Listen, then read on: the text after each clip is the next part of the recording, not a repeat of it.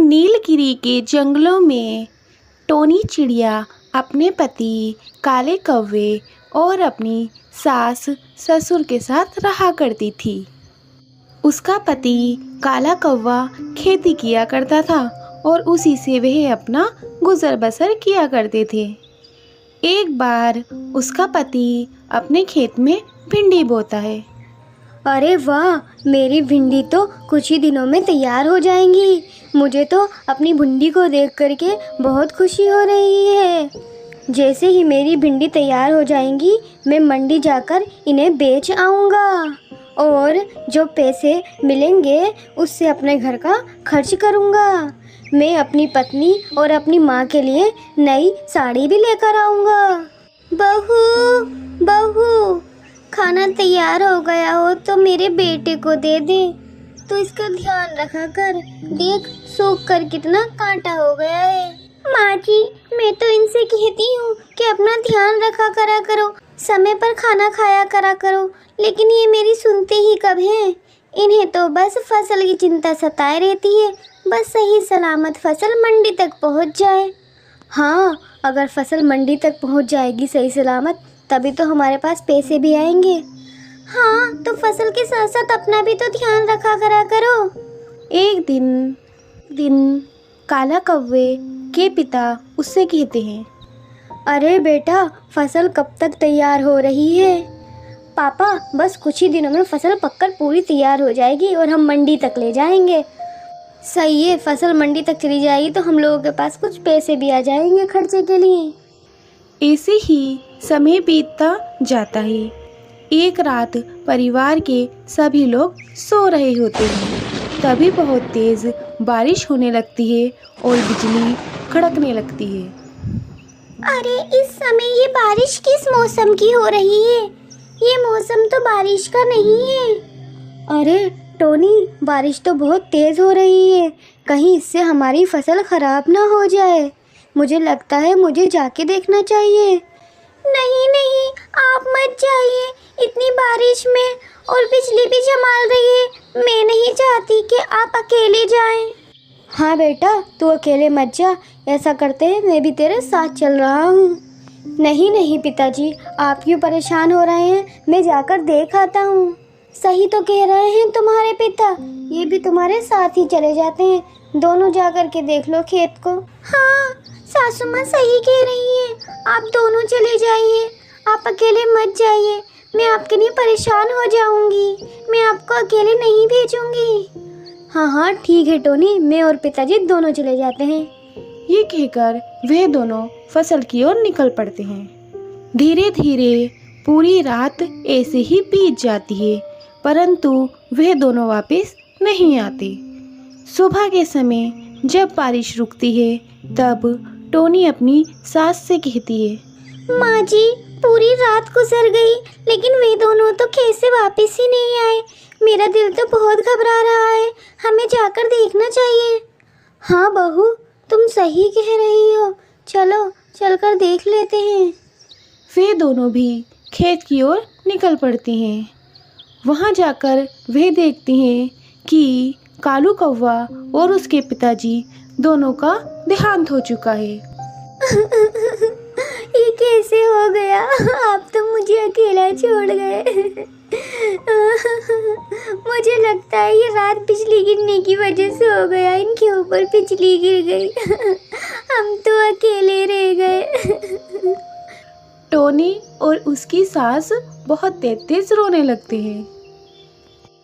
समय बीतता है और टोनी की सास की तबीयत भी बहुत ज़्यादा खराब हो जाती है और उसका भी देहांत हो जाता है। अब टोनी अकेली रह जाती है। मेरे पति, मेरी सास और ससुर सब मुझे अकेला छोड़कर चले गए, अब मैं क्या करूँगी?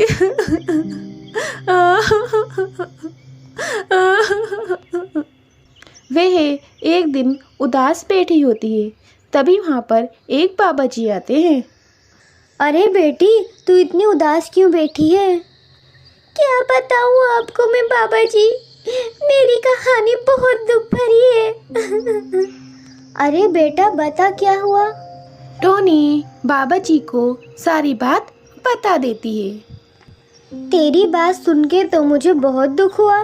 तेरी कहानी तो बहुत दुख भरी है। ले, ये कुछ जादुई बीज दे रहा हूँ मैं तुझे। जैसे ही तू ये ज़मीन पर डालेगी, तेरी ज़मीन पर आइसक्रीम की फसल उगने लगेगी। तू उसे बेचकर अपना गुजारा कर लेना। ये कहकर बाबा जी वहाँ से चले जाते हैं। टोनी भी वे बीज लेकर अपने घर आ जाती है। अगले दिन वह अपने खेत पर जाती है और वह बीज उस खेत पर डाल देती है। कुछ दिनों बाद उसके खेत पर आइसक्रीम के बड़े बड़े पौधे आ जाते हैं। अब उस आइसक्रीम को बेचकर ही टोनी अपना गुजारा करने लगती है।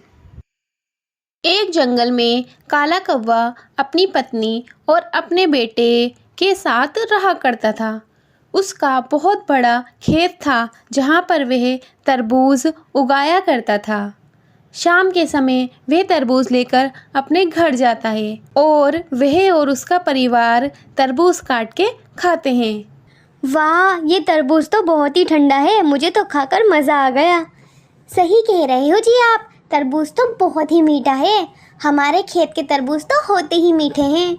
मम्मी मम्मी, ये तरबूज बहुत टेस्टी है। मुझे तरबूज बहुत पसंद है, ठंडा ठंडा। और जब हम इसे फ्रीज में रख के खाते हैं तो ये और ठंडा हो जाता है। हाँ, तुम सही कह रहे हो काले कौवे। ये तरबूज बहुत मीठा है।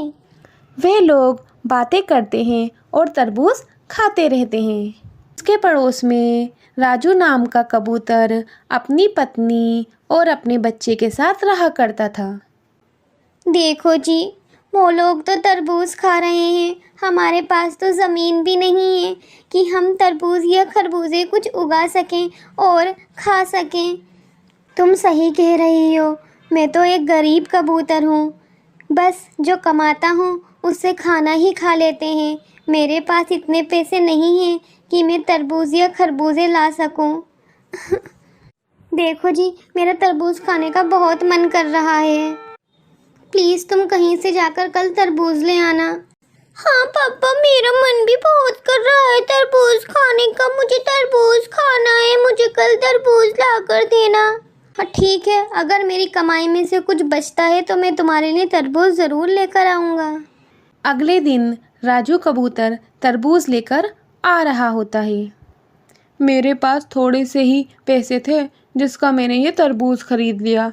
इसे खाकर मेरी बीवी और मेरा बच्चा खुश हो जाएगा। वह यह सोचते हुए जा ही रहा होता है कि उससे तरबूज छूट जाता है और तरबूज नीचे गिर जाता है।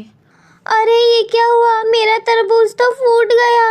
अब मैं अपने घर क्या लेकर जाऊंगा?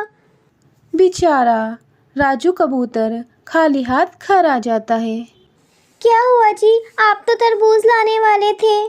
हाँ, मैंने तरबूज लिया था लेकिन वो मुझसे छूट गया और वो गिर गया। मेरे पास और पैसे नहीं थे तरबूज लेने के लिए, इसीलिए मैं खाली हाथ आ गया। उनकी ये सारी बातें काला कौवा सुन लेता है। अरे सुनती हो? हाँ बताओ, क्या हुआ? राजू भैया जी की बीवी का बहुत मन कर रहा है तरबूज खाने का, लेकिन वो जो तरबूज लाए थे वो फूट गया। हम एक काम करते हैं, हमारे खेत में से एक तरबूज लेते हैं और राजू भैया के घर दे देते हैं ताकि उनकी बीवी और बच्चे भी खुश हो जाएं। हाँ जी, आप बिल्कुल सही कह रहे हो। हमारे खेत में तो बहुत सारे तरबूज हैं। एक तरबूज हम उन्हें भी दे देते हैं। वैसे भी गर्मियों का समय है। ये कहने के बाद काला कौवा अपने खेत में जाता है। वहाँ से एक मोटा सा तरबूज लेता है और राजू के घर निकल पड़ता है। अरे खोलो, दरवाज़ा खोलो। कौन है? अरे मैं हूँ काला कौवा। भाभी जी दरवाज़ा खोलिए। जी भैया। राजू की बीवी दरवाज़ा खोलती है। जी भैया, ये क्या है? अरे भाभी जी, ये तरबूज है। हमारे खेत पे नए नए तरबूज लगे हैं बहुत सारे, तो हमने सोचा अपने पड़ोसियों को भी एक आध तरबूज दे दें। आपका बहुत बहुत शुक्रिया भैया जी। ये कह कर के काला कौवा तरबूज उन्हें दे देता है और वहाँ से अपने घर आ जाता है। तरबूज देखकर राजू और उसकी बीवी बहुत खुश होते हैं। लो, तुम्हारा मन कर रहा था तरबूज खाने का तो भगवान ने खुद ही भेज दिया। आप सही कह रहे हैं। वे लोग खुशी खुशी तरबूज खाने लगते हैं। आपने सही किया जी, जो आप तरबूज राजू भैया के यहाँ दे आए। हाँ, हम लोग तरबूज खाएं और हमारे पड़ोसी को ऐसी कोई चीज़ ना मिले, ये अच्छे पड़ोसी की निशानी नहीं होती है। एक पड़ोसी को हमेशा ही हर चीज़ से दूसरे पड़ोसी की मदद करनी चाहिए। आप सही कह रहे हैं जी, वही अच्छा पड़ोसी होता है जो एक दूसरे की मदद करे।